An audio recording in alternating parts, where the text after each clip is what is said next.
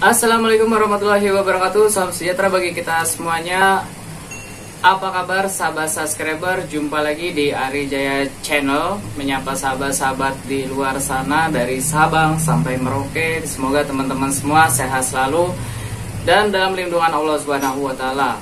Oke guys, pada kesempatan kali ini Ari mau ngebahas perbedaan antara cluster dengan townhouse.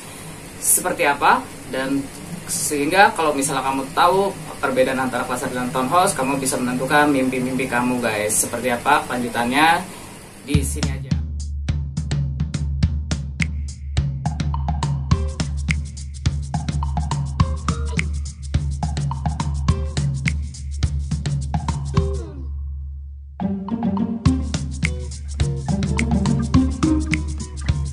Oke guys, balik lagi di Ari Jaya Channel.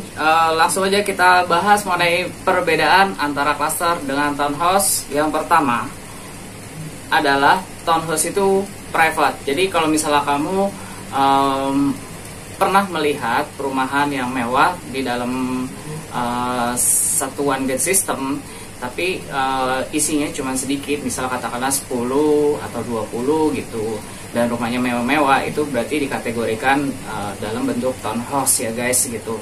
Tapi kalau misalnya kamu melihat perumahan dalam satuan gate system, itu ada banyak beberapa perumahan, bisa ratusan, terus kemudian bahkan bisa 200 unit gitu, itu biasanya dikategorikan lebih ke cluster gitu.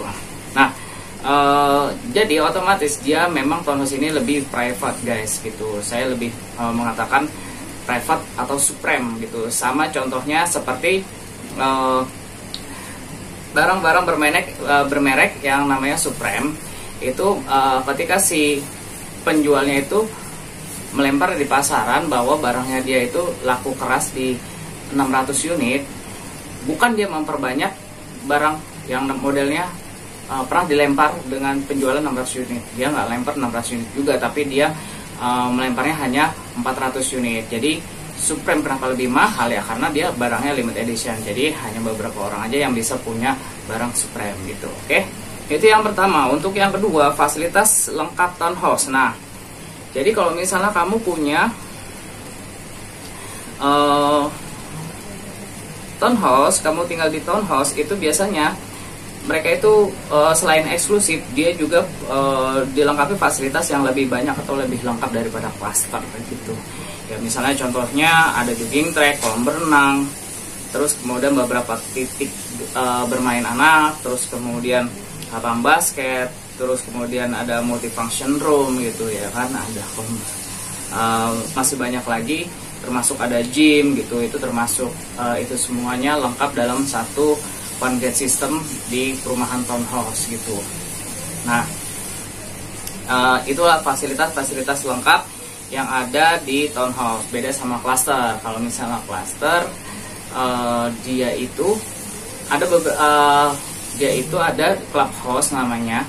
Itu dia menyediakan fasilitas gym dan kolam renangnya gitu. Jadi hanya itu aja guys gitu. Tapi kalau misalnya di townhouse memang biasanya lebih lengkap fasilitasnya ya.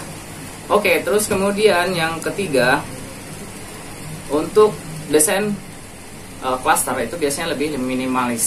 Sementara kalau untuk townhouse itu memang lebih elegan dan kemudian lebih modern ya, dan juga lebih lebar dia.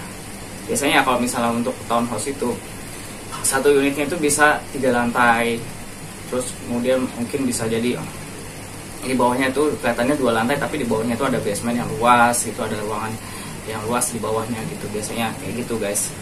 Nah, terus kemudian